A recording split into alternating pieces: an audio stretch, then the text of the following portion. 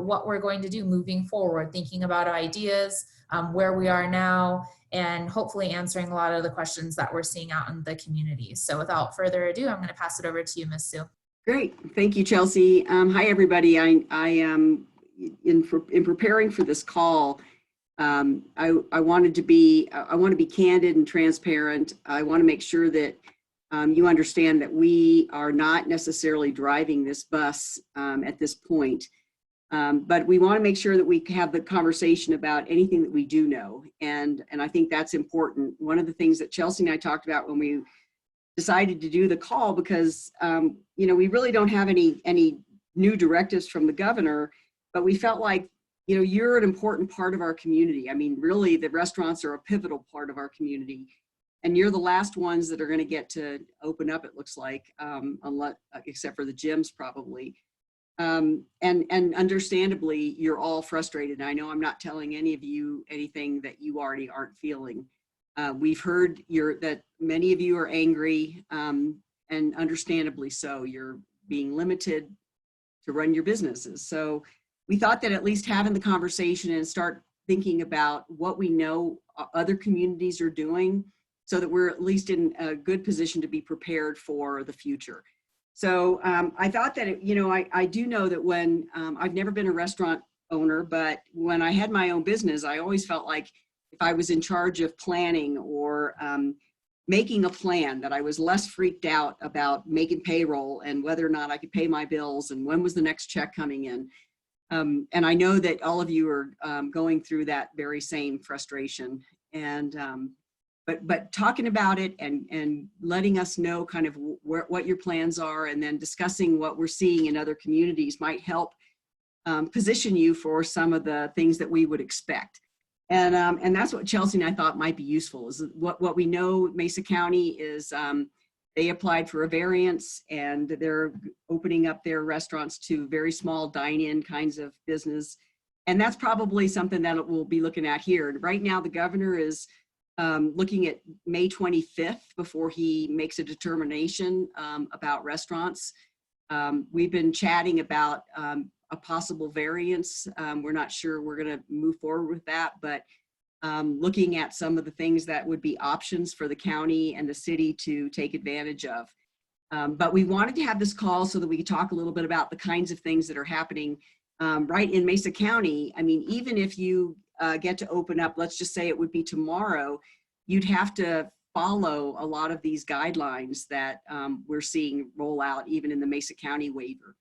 I'm sure that those of you on the call have been kind of keeping a close eye on what happened in Castle Rock, and the governor did pull their business license for 30 days.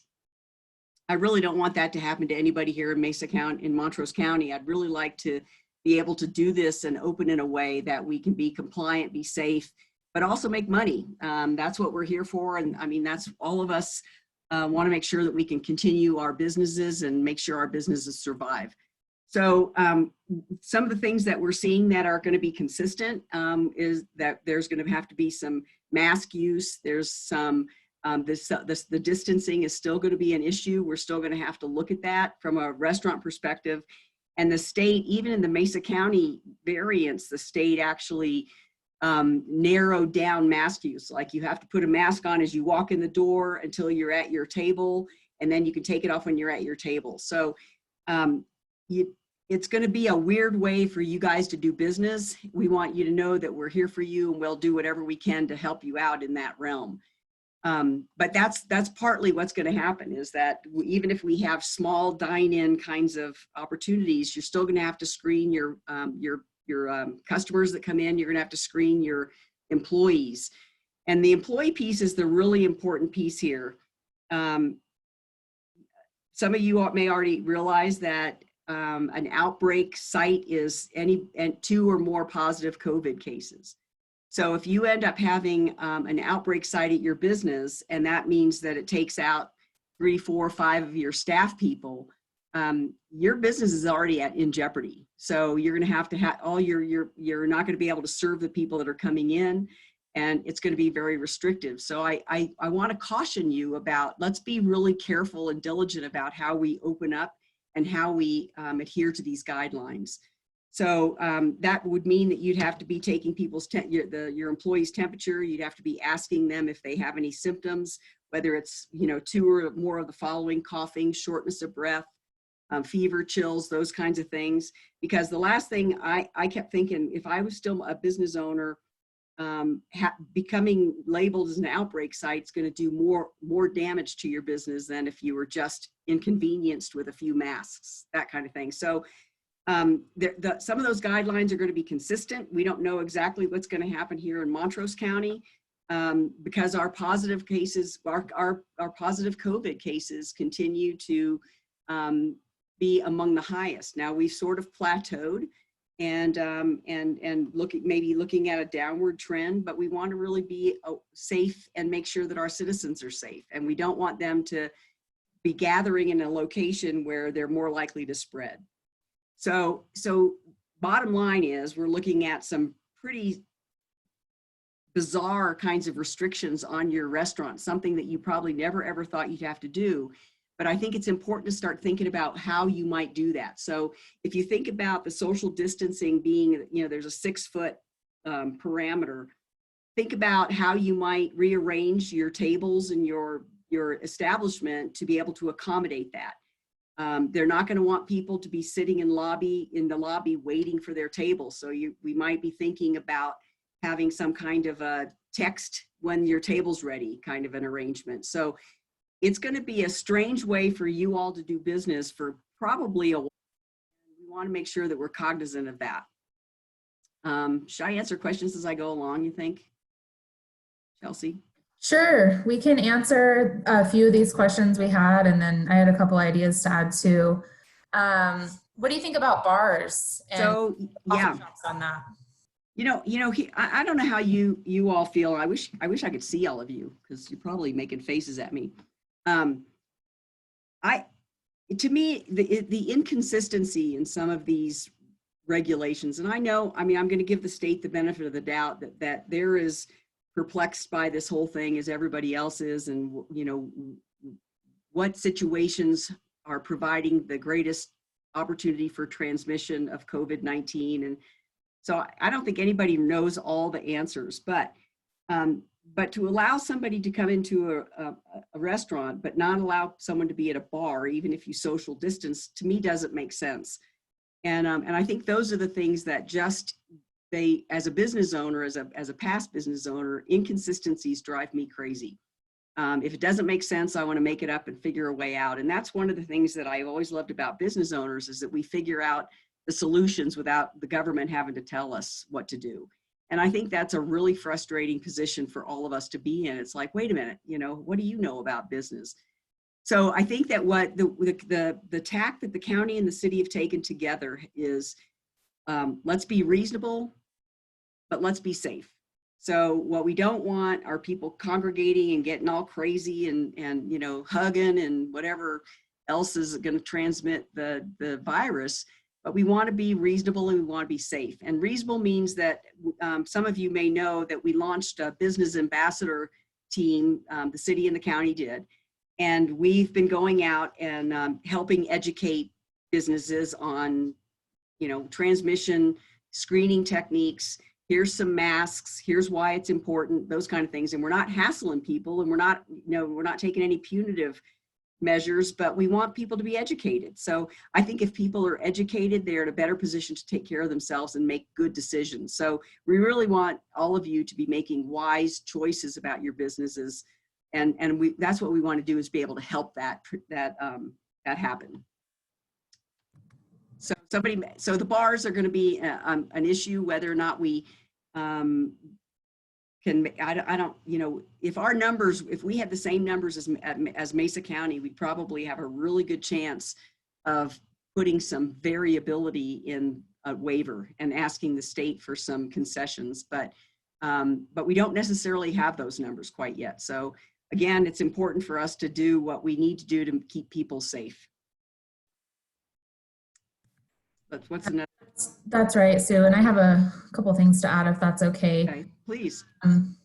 So from Council Member Frank, just talking about how difficult it is with social distancing, perhaps like within the staff. And Mm-hmm. that's a consideration that is being made in a lot of workplaces. It's not always possible. I mean, I worked in the food service industry for 15 years of my life. I know when you're entering things into the POS, when you're pulling things from the bar, when you're stocking, you're not always going to be able to be 6 feet away from stock numbers. And that's where the masks come in. That's where hand washing and just all of those precautions, frequent sanitization will come in. Right. Other things, just ideas that we've seen that restaurant owners can be thinking about if they want to. It's not something that I could foresee being a requirement, but things like paper menus that are disposable right after the guest is in the restaurant, so that promotes a level of comfort with your guest so that they don't wonder about the menu that they're touching, even maybe paper tablecloths that go away with each guest, that type of thing. Straws may come back into play a little bit more than they have been in recent times, just because of that same reason that people may not feel as comfortable. Same with disposable silverware. I was actually seeing that being used in the early stages of the shutdown. And so these are just ideas. It's, again, these aren't mandates. These aren't anything that we have heard will be coming down from the state. But I just wanted to toss out a couple of those ideas. And again, that's if you can, if you all can make your own plan, it's easier to live with than having us come in and tell you, we're gonna give you the framework, and we're gonna give you the reasons. And I think it's important for you to realize what the risk of transmissions, and I mean, it's pretty simple. I keep going to, okay, if it's between making money and wearing a mask, I'm going to wear a mask so I can make some money. And I hope we all take that same perspective, because first of all, I'm sick of cooking at home, so I can't wait to come out and eat at your restaurants. And I just think that we can do this together. And someone said something about the government, and I couldn't agree with you more. I mean, it's not just about following the letter of the law. That's why it gets frustrating when it's inconsistent.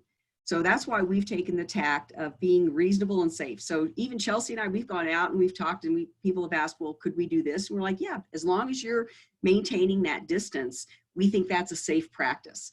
And so we've been trying to be more as a partner for you and your businesses. So and then we want to continue to do that. So we hope that you will, after this call, one of the things that I always thought was frustrating when I had my business is that I was so busy running my business, I never had time to think about how to plan my business better, or what innovative things or what new things I might do.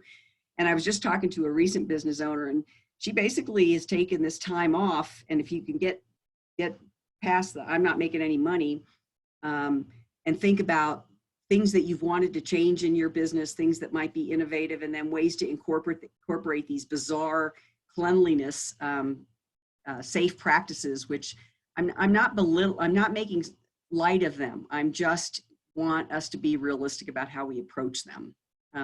So I think that if we could take this time and think about what we might do differently and how we might incorporate these, and then be ready for it. Chelsea and I are available for questions, and we might even do a follow-up call, because we might know something. The governor keeps coming down with new changes all the time, and so something might happen, and we want you to be the first to know. So I think a follow-up call might be good to even discuss some ideas. Yeah, I agree. And I just want to address a couple things I'm seeing here. Yes, there was a comment that came to the panelists just about the way that these things are being put in place. And the truth is that what is in place right now is state law. It's not a rule, it's state law. And as a municipal government and a county government, we are required to follow those laws to the best of our ability, and we're interpreting them to the best of our ability. And I think the team that we have doing that has been doing a fantastic job. And so if we don't enforce these laws that have come from the state government, then we face, a lot of serious consequences as a community, and that's not something that we want to do. And the biggest consequence is death, is illness, is this pandemic. And so we really want to do that. Paul, thank you. It is the state law. Thank you for that comment. Gloves. Sue, you want to talk about gloves and the requirements that you foresee with that, and sort of our philosophy as a team on gloves? Right. So I was looking at the Mesa County to see if they specifically mentioned gloves.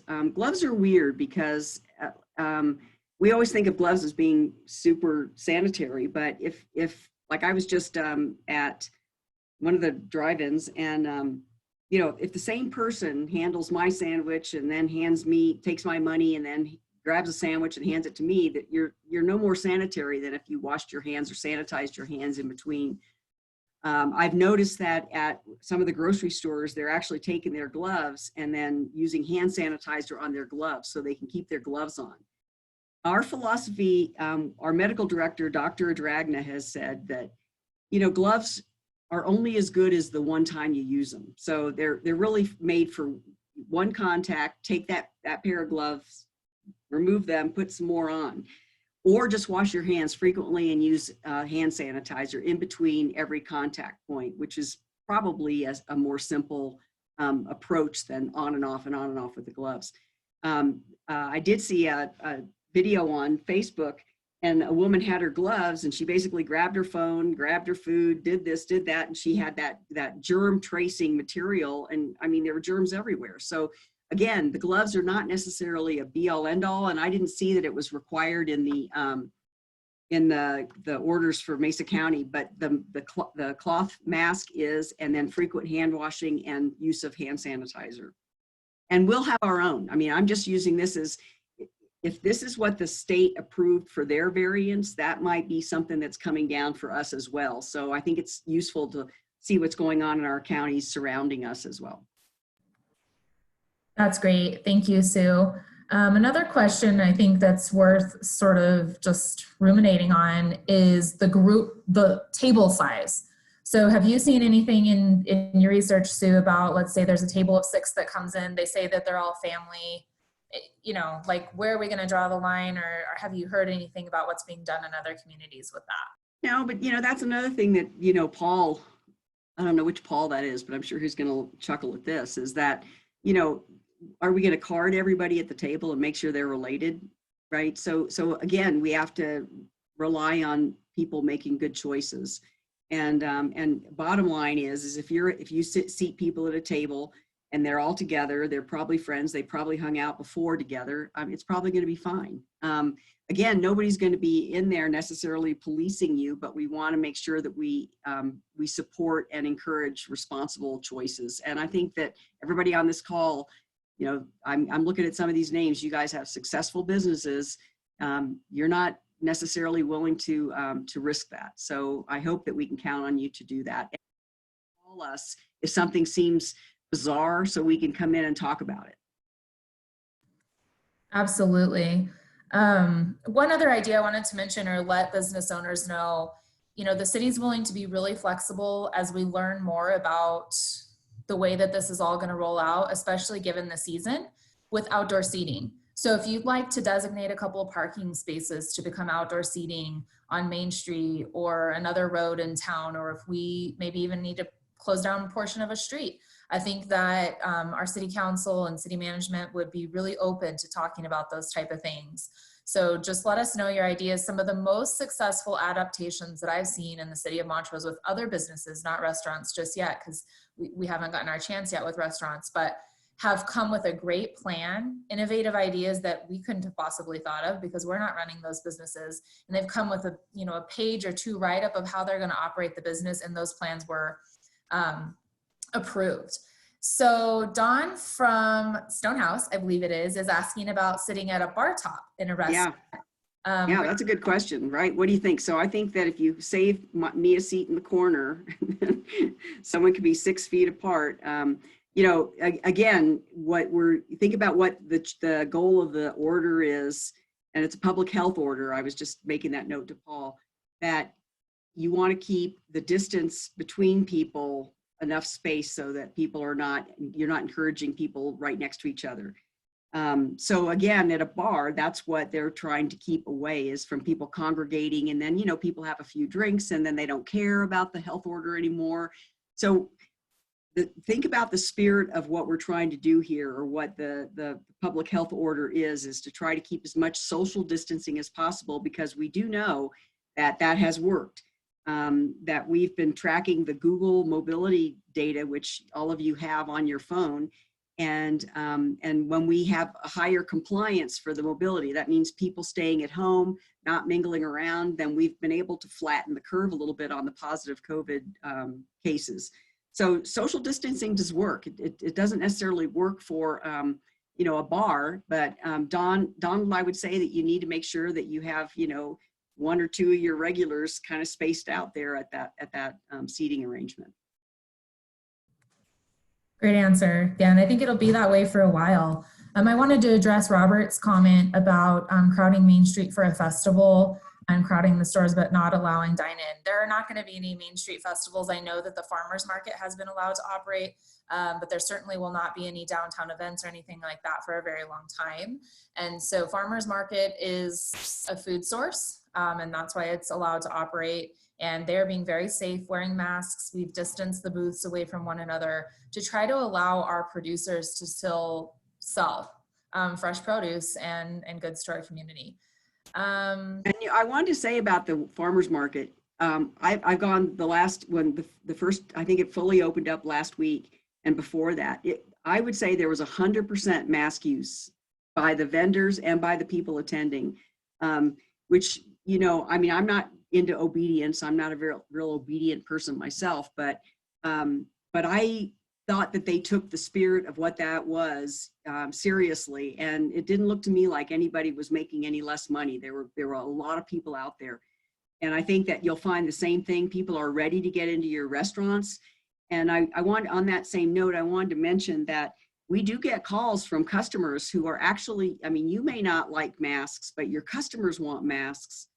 And we've gotten calls that say, hey, so-and-so's, they're not adhering to the mask order. And while I don't really love tattletales, I think what's important for you to understand is that some of your customers may choose not to go to your place of business if they don't feel safe. And we can't legislate how safe people feel. I might react to fear differently than others, but I still have money in my pocket to spend in your establishment, and I want to. So if that was the case, if it's between having customers and not having customers, wearing a mask or not wearing a mask, I guess I would wear a mask. So, because I think money's handy. I like it. Absolutely. There's a question here from Bill from Camp Robber about being placed in a category of a business that can't be open when we have the education to move forward. And so I just wanted to if you want to address that, Sue, or I can, up to you. You go ahead first. Okay, so I think that it's not so much about the food handling and the safety of that. There's not a question there. There is a question, because if an employee was sick and they came in and were handling food, then of course that becomes an issue. But it's more about the large gatherings of people. So a restaurant is a natural gathering place of people in the dining room, in the waiting area, in the bar, and all of those different type of things. And so I believe that because most restaurants have more than the maximum quantity of people that are allowed under the current executive order, that would be very difficult to achieve. Now, Sue and I have talked. We understand about the inconsistencies here, and this goes back to the retail stores that are allowed to be open right now and how many people can be in there safely and that type of thing. We get it. And we agree, and we know that it's inconsistent, and we are just doing our best along with all of you to navigate this and fighting to try to get to the next step for the restaurants in our community. Yeah, I think it's important. I think it's important for you to know that the city and the county have had calls each week to discuss some of these inconsistent things, and I can say with 100% confidence that the city and the county have been trying to be very, considering that there's a jeopardy in the county not following these rules. We can actually get financially penalized as well. And our goal is to keep citizens safe, to tell you the truth. I can't sleep at night sometimes thinking about this. It's a heck of a time to run for county commissioner. Whose idea was that?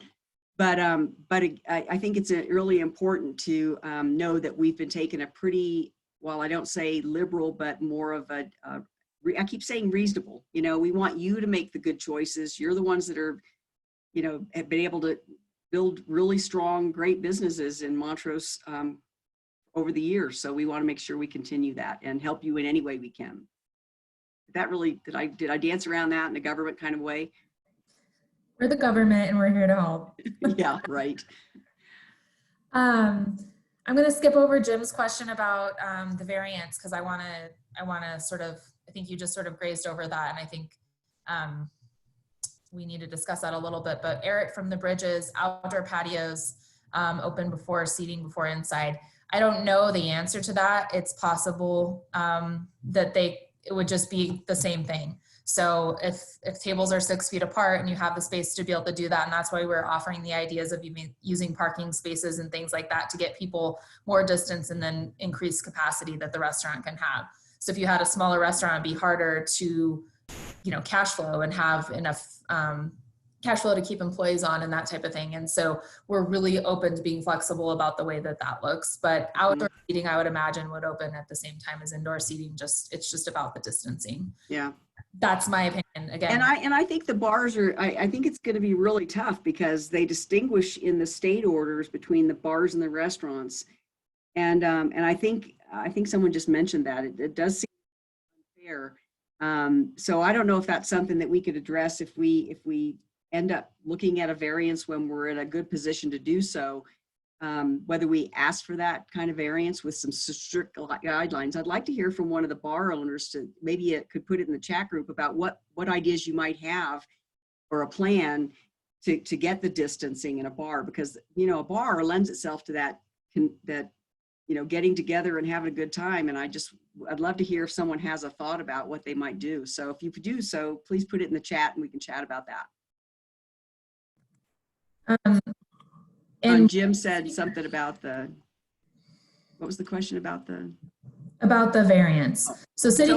Yeah. If you want to get into that, Sue, that's much more. Yeah, essentially there's an opportunity for counties to send a plan to the state that says, here's our numbers and here's what our plan is and here's our capacity at the hospital. And it essentially outlines everything, like our readiness factor in the event that we had a surge, for instance. And it goes through, what our plan would be for the restaurants, what our plan would be for any kind of churches, those kinds of things. And then the state would approve or amend and that kind of thing. So yes, we're interested in doing that.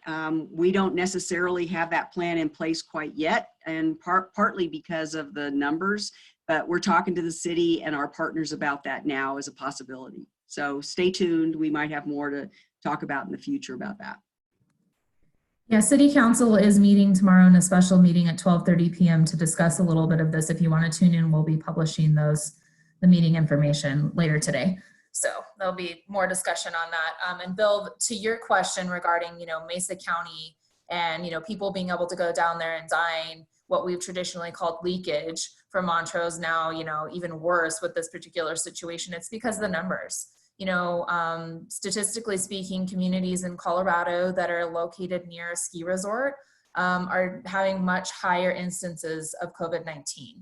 And so Mesa County just sort of was, skated around that a little bit. Their numbers were a lot lower and the instances of COVID were much fewer in the community, and they were able to request and receive a governor's variance for their community to open up a little bit earlier. And I know that creates a really unfortunate situation for those restaurants who are losing business to people from Montrose who want to go and eat in a restaurant. But yes, we have been pushing that dine-in with takeout messaging. The city and county have worked together on that.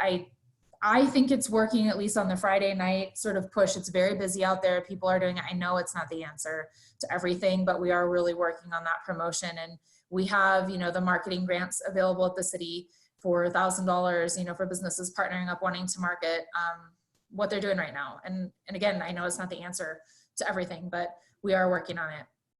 And then also the question about the parking lot, we've talked to Chelsea and I have had conversations about, how do we expand into the, parking lot so we can get that distancing?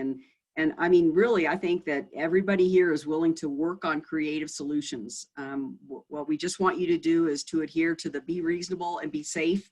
And then I think we're open to having the conversation. I mean, Chelsea, you can chime in here if I'm saying something but we have talked about that it would be great to have some creative partitions and things that keep people apart, distance, because I guess we like each other. We kind of gravitate toward each other. But if there's a plant in my way, I'm probably not going to jump over the plant to go see you. So I think that's what we're trying to do, is get some creative arrangements like that. So think about those in your own place of business, how you could distance people. And if a rule came down that said you could do 30% of your of the fire code, what's that called, the number that you're allowed, 30% of the building code capacity, then what would that look like for your facility? And could you then have more if you went outside and had some open parking space or opened your porch and that kind of thing? I think that's what we're looking for, is some interesting creative stuff. Totally. And again, at the city and county level, we want to find a way to yes, and being as lenient as we can in interpreting, you know, the clarifications that have come from the state government. Really quickly, Don is asking about numbers between Montrose and Mesa. So I just pulled that up. Montrose County has 127 confirmed cases, and Mesa County is at 51. And so per capita, ours is much higher, and then also the instance itself is much higher. And we have a higher death rate in Montrose County. But also think about the testing. I don't know how to turn that off. Testing. It's a phone. How one county testing differently than another. So be careful about comparing one county to the other. Montrose County was testing at 3 priority levels, where some of the other counties were only doing 1 level. So we had more testing going on. And so the numbers don't necessarily give you the entire story.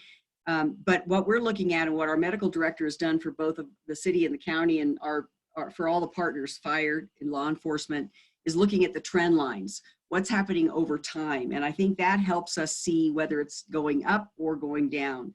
And we're seeing it kind of slightly going down, and we're hoping that lasts. That does not mean that it couldn't spike in the fall again. And we'll know a lot more about the spread at that point, hopefully. So it's like you're flying dark. I'm not happy doing this. I think it's crazy to even to be talking to successful business people about these kinds of arrangements. But again, it's the option that we have. And again, we want to make sure that we can get you busy and do it in a way that keeps people safe. I know I keep saying that, it's like a broken record. Sorry. Primary focus, safety, second, economy. So we have a couple of questions about catering and events.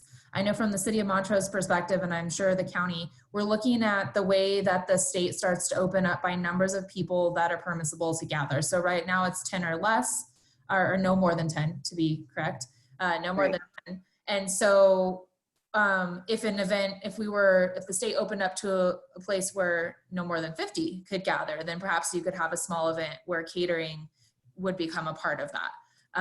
And so that's sort of my understanding of where we're sitting as a community. A large community event is a really long time away. I can't imagine what that may look like, but I will defer to you, Ms. Sue. I would think that if I were a caterer, you know, as soon as people start rolling back into the workplace, there's going to be opportunities for smaller catering venues and events like that. So I would put my marketing hat on and start looking, because all those people are tired of eating their own cooking. And so they're ready to have something else besides even a drive-through, you know, sandwich. So I would encourage you to be creative in how you can do that. Maybe put a flyer together and go to the office buildings that are going to start, you know, the county's starting to roll people back into the offices. The city's going to be doing that, I think, next week, right, Chelsea?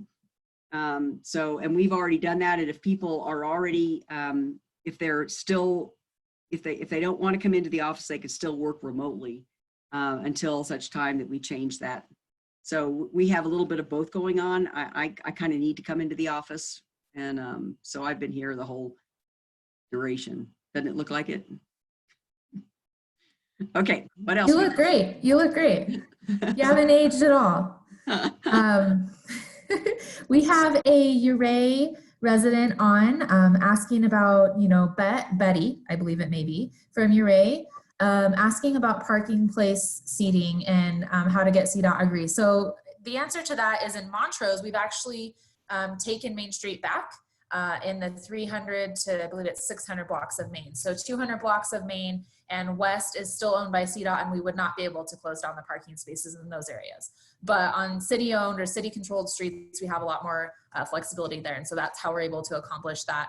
But perhaps ideas in Uray are maybe using a portion of the sidewalk, and then, you know, servers would be required to carry alcohol across the public space. But if you were to get council to agree to maybe roping off a portion of the sidewalk for each business or something like that, then those are ways to be flexible. And then also think about your alleys. We're actually doing an alley redesign project right now in Montrose, and there's a lot of things that can be done really quickly and inexpensively with lighting and just some redistribution of the trash containers, where you can create little alcoves and neat spaces in the back that wouldn't be controlled by CDOT. So those are just a couple of little brainstorm ideas on that.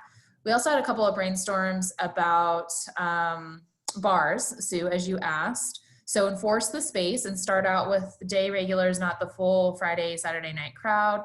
Allow just so many in every hour or so, just re-sanitize. Yep. Plan in hand. Are we just gonna get shut down when presenting the plans? To be honest, Becky, nearly every plan that we've seen that lines up with where the state is going as far as numbers being allowed in businesses and that type of thing, we've approved, or at least worked with the business to alter just a little bit so that we can find a way to yes. So the answer is hopefully not. Yeah, wait a minute. Someone just dissed the county. I think we've been pretty, hey, we've been, I think for the most part, we've all been trying to work together and get to yes, really is my goal. And when I talk to business owners, I'm not interested in telling people what they can't do. I really want them to make their own choices. And you know, one of the things that's kind of, I was actually in Dolores this weekend, and I went into the grocery store and everybody was wearing a mask. And I said, thank you for wearing a mask. And the guy goes, well, isn't it about respect? And I'm like, yeah, it is kind of about respect. I mean, that's pure and simple what it is. It's so people that choose not to, I mean, you can do what you want to do, but it's not that big a deal. It's kind of how I keep going. It's not that big of a deal to wear a mask. It is hard to drink a drink with a mask, but you know, temporarily. We want to get to yes. We want to be, we do not want to, we want to make sure you guys get to making money as soon as possible. So that's why we're interested in having this call. That's why we want to, anything, if you have a potential plan, chat with Chelsea or I, and let's sit down and hash it out. Let's see what we can come up with. I mean, we've all been in all your businesses. I mean, this is a small enough town. We know you. So we know what it looks like. And so we already have thoughts on how things could happen. Yeah, and be inspired. I mean, I don't want to tell you how to run your business. I know Sue doesn't, none of us do. But we've had businesses, for instance, the local CrossFit gym here in Montrose put together an amazing plan, and it received national attention. Corporate CrossFit got a hold of it, and they're now disseminating it to gyms all over the nation as a safe way to open under current guidelines. And so you never know, you know, what putting together a plan like that can do, and what might be something that someone else didn't think about. Maybe the governor didn't think about. I've actually heard stories about people writing letters to the governor and him, you know, changing a little bit of the order to accommodate for a certain thing too. And so, you know, you just never know. And we're working to moving forward. It's never going to look the same, but we're working to moving forward. And so we want to work with you, want to hear your ideas and help get to a place where we're eating out again, because I can't wait personally. The other thing too, I want to encourage is that I know that there's a lot of Facebook experts. I mean, I've seen them, they know everything, but I would rather you just pick up the phone and call Chelsea or I, or the city council or the other commissioners. I mean, we're really available. And I often, if I see something on Facebook, I will try not to respond, but if you called me, we could have a conversation. Because I think we just perpetuate wrong information, and we want to make sure that you guys are operating with all the latest and most current information. So feel free to do that. We're here. Yes, thank you, Sue. Becky, to answer your question about when can someone from the city or the ambassador team come over and talk to us about the layout?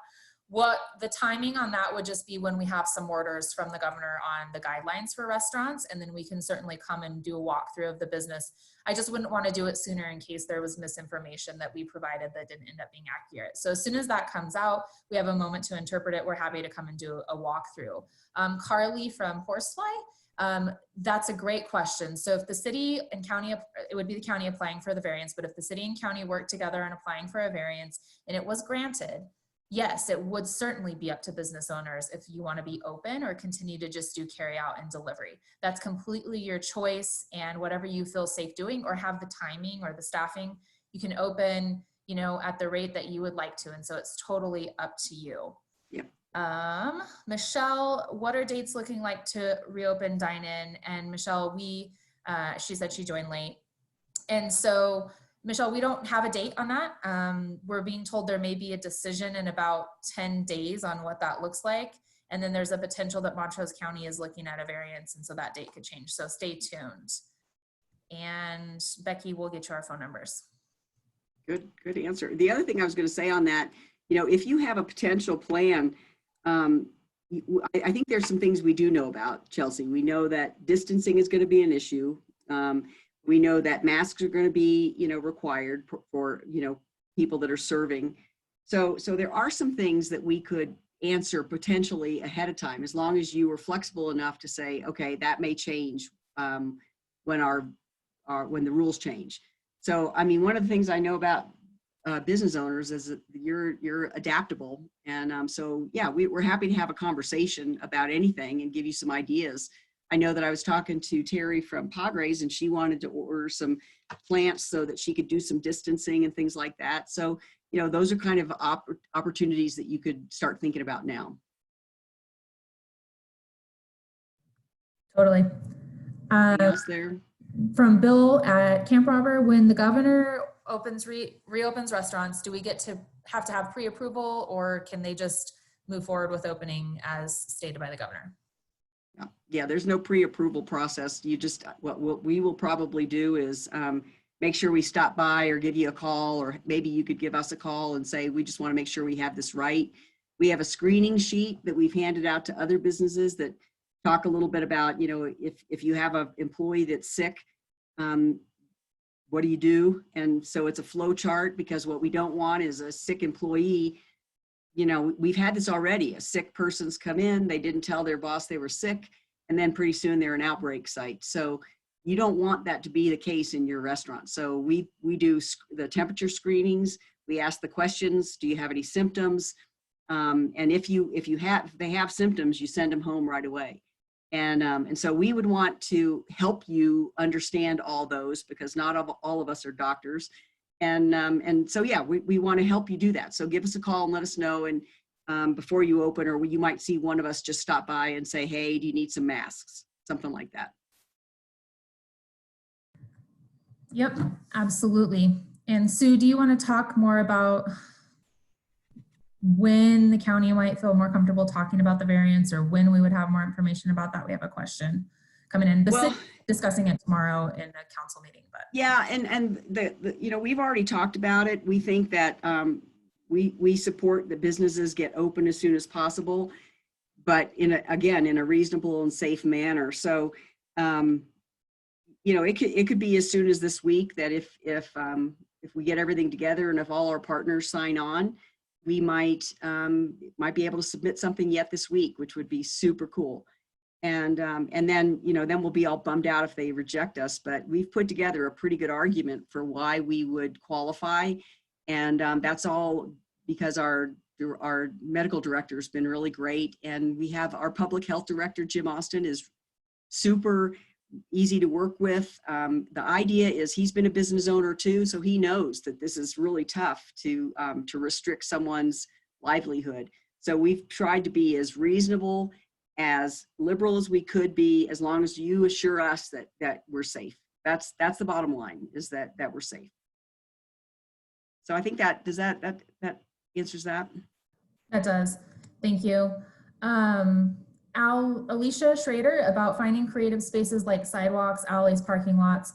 Will that allow us to serve more if we do the 30%? So sure, that increases your space. And so it would be 30% of that space, I think. We'd have to get technical with that maybe, but I think that would be the point of that, is to increase that space so that your 30%, if it was 15 people, can now become 20. Yeah, and think about how hard this is going to be, guys, because you're used to welcoming all your friends that love your restaurants to come in. And there's going to be times where you're going to have to say, listen, I need you to wait outside until this gets taken care of. And they may be somebody that's like a grouchy non-mask wearer. So this is going to really require all of us to be patient with each other. And I think we can do this. I think we can make this happen. And we're here to help you transition in any way you need to. And Barbara Bynum wants us to buy plants locally. Okay. Thank you. Totally. All right. I love that. Masks required for open businesses. People are supposed to be wearing masks, but you can see that not everybody's compliant. And, again, the way I have looked at it is that I'm wearing my mask out, and I thank people that are wearing their masks, because I know that I'm not symptomatic, but they may be symptomatic, or they may not know what the symptoms are. And I want to make sure that I'm safe. So yeah, people are supposed to be wearing masks. But again, I don't think that we want to become the police department and, yelling at people if they don't have their mask on. Wear your mask and get away from them. Thank you. And then I think somebody asked, trust me, if our variance is when we finally submit it and we are approved, you will know about it. Trust me, we'll be screaming at it, because it'll be a good day, and we'll let you know as soon as possible. So I don't know if you think if it's helpful to do a restaurant call again to give an update when we know something more. Chelsea, I'll leave that into your capable hands. But I think that downloading the Mesa County variance off their website is useful, because it'll give you an idea. I know Delta County just went for a variance, and I just heard a rumor that Ouray County was going to too. Those could be rumors. I know Delta did, because it's on their website. They just haven't received anything yet. So the way the process goes is that when you submit it, and then it's reviewed at the state level by the executive director of CDPHE, and then they'll let us know what's going on from that point. Yes, and we have the time of Wednesday mornings at 8:30 reserved for the business update typically. And so we would certainly utilize that time to discuss this as soon as we have the information. However, if it happens to fall a little bit off from that, and we don't want to let that many days pass before we meet with the restaurant owners, then we'll do what we're doing today and try to get the information out as best we can to all of you, so that we can chat about it and share ideas too. So that's another thing that we're really hoping comes out of this, is sort of a clustering of owners, coming together. And it's less about the competition, but how can everybody be successful and see our economy rising back together. So we will certainly be doing that. And one thing that we wanted to mention, speaking of the Wednesday morning calls, tomorrow morning at 8:30 a.m. is an Ask Me Anything session with County Commissioner Sue Hansen and City Manager Bill Bell. And this is designed to be an Ask Me Anything. It's going to be a live Q&A. It's actually going to be a meeting where everybody's faces will be on the screen, and you'll be able to, and Kate just posted the link in the comments if you want to register for it. You'll be able to type in the comments that you have a question, and then we can call on you. You can ask your question live, or we can read the question if you type it in the comments, whichever is more comfortable for you. I've also been receiving a lot of email questions that I'm tabulating, and I'll be sort of moderating the panel between Bill and Sue. But this is an opportunity for the community to gain transparency from local government. It doesn't have to just be about business. It can be about questions that you might have about the way things are going. And these meetings typically last 30 minutes, but we're going to keep it going up to an hour if we need to answer questions and chat with people. A lot of times, I'm going to quote City Manager Bill Bell here, people will say, well, you're not being transparent, or, this, and we want to get into details about what do you mean by that, and how can we be more transparent, or how can we answer those questions so we know how we can be better. I think it's going to be really a great call, and we invite you to join us. Looks like John is on his wife's account and wants to thank us for the info and hard work. Thank you, John. We appreciate that. And I love, just as a great example, you know, Horsefly's got Felonies next door and they're doing to-go cocktails out there under a little tent when people are picking up their food. A great way to innovate, you know. We don't know if we're going to have to-go cocktails forever, so why not capitalize on that while we can and keep that going. So thanks, guys, for what you're doing and keeping things going. It's been really good to see all of you innovate, even just with your takeout. So thank you very much for that. Let's check this. Would the city be willing to help with mobile app subscriptions for, say, Chowdown, so that guests could order real time directly to restaurants while minimizing employee and guest interactions?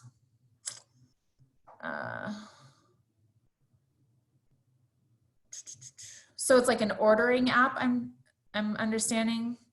I know that we've actually talked about the city helping with an app where businesses would text users when their table is ready and that type of thing, so that clients could go and shop in the shops nearby and now social distance and that type of thing. So sure, we would be open to an idea like that. Just let us know a little bit more about it and we'll learn more about it. And then we would definitely be interested in talking about it. What % of Montrose's capital comes from locally owned businesses? Like revenue? I think sales revenue. Yeah, I don't have that number in my head. You probably do. I don't. It's not on the heavy end. It's more on the lighter end. A lot of the sales.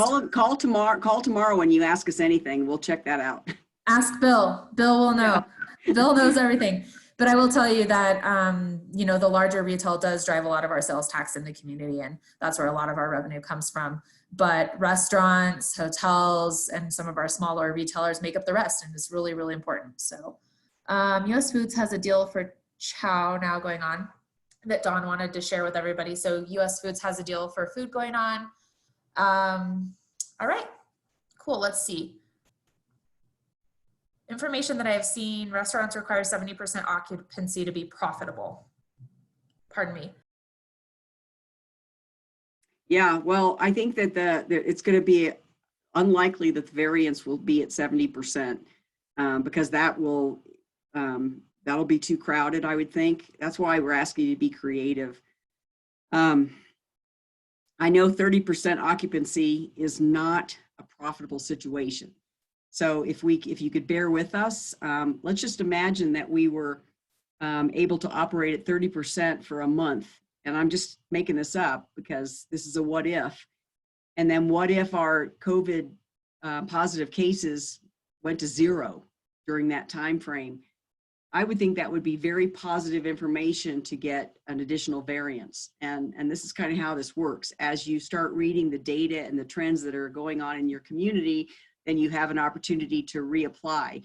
So I think that we'll be tracking all those numbers. I mean, we do a call twice a day on the state of the situation. And it's like a science class every time we get together because we're looking at trends and how many people are in the hospital and what's going on. And you know, if we had a surge, could we handle it? And all those things go into the formula to making a good case for whether or not you could even ask for a variance from the state government. So yes, the long answer, I'm starting to sound like a real government person, take a short answer and make it longer, is 30% is not necessarily a profitable situation for you. We're going to ask you to upsell big drinks and and lots of apps and try to increase that per person amount. And but we know that's not sustainable for the long haul. We understand that. So we'll work with you on how we could get that changed as soon as we are able to. It just made me think of something, an innovation that I've seen with another business.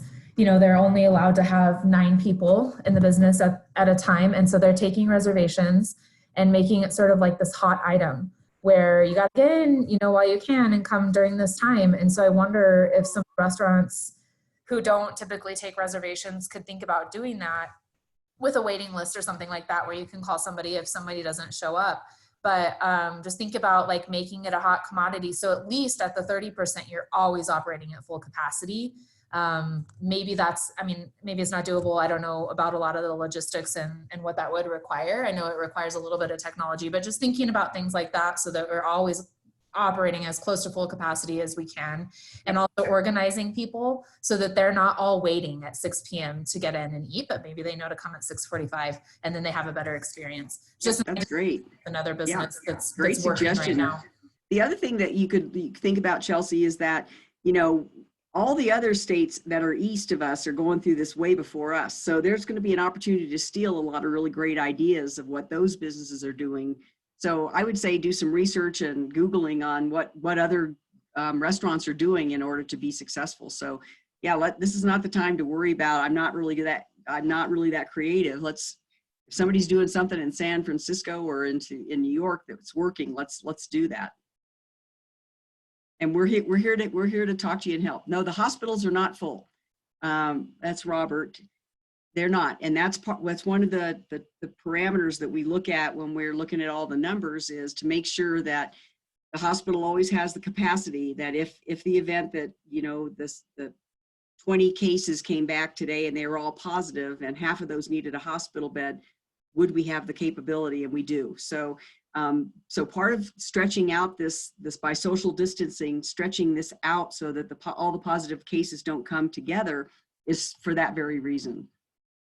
So yeah, no, the hospital's not full, and you can have, they're open for elective surgery. So if anybody needs any, whatever, you know, go see the hospital.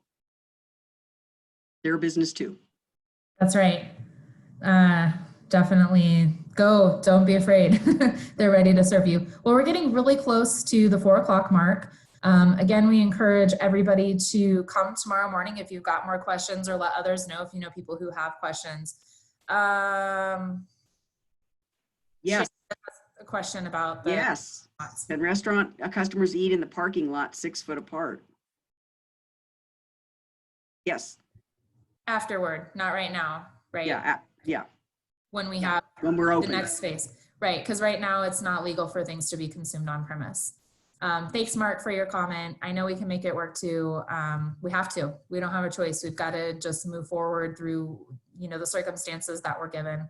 Dawn, to answer you about 30%, yes, that's a lot of what other counties are seeing is that capacity. And so we can hope if we do really well with that, then that number will just continue to increase as people remain healthy. And I would just say, you know, work with us, guys. None of this is an ideal situation, but work with us, share your ideas with us, and run them by. Let's run by the ideas, and we'll tell you what we know, and hopefully it can help you make some decisions that'll be good for your business. Great. Well, Sue, I just want to thank you. You've done a lot of work for this community, and you've been a trooper, and just, you know, really advocating for businesses here. And those of you who don't know, Sue's just been your biggest advocate. She's been amazing. Excuse me, working tirelessly around the clock to make sure that people are safe and that our economy is moving forward. So Sue, thank you for taking. Thank you. We'll see you tomorrow morning, different time, same place. And we'll be, this has been recorded, so we'll send out a copy of it. It'll be on the city's YouTube page, and we'll have that. So thanks everybody for joining us. Look for more information to come, and hopefully good news to come. Thanks everybody for what you're doing. Yeah, thank you. Bye-bye. Chelsea. Thank you, Kate.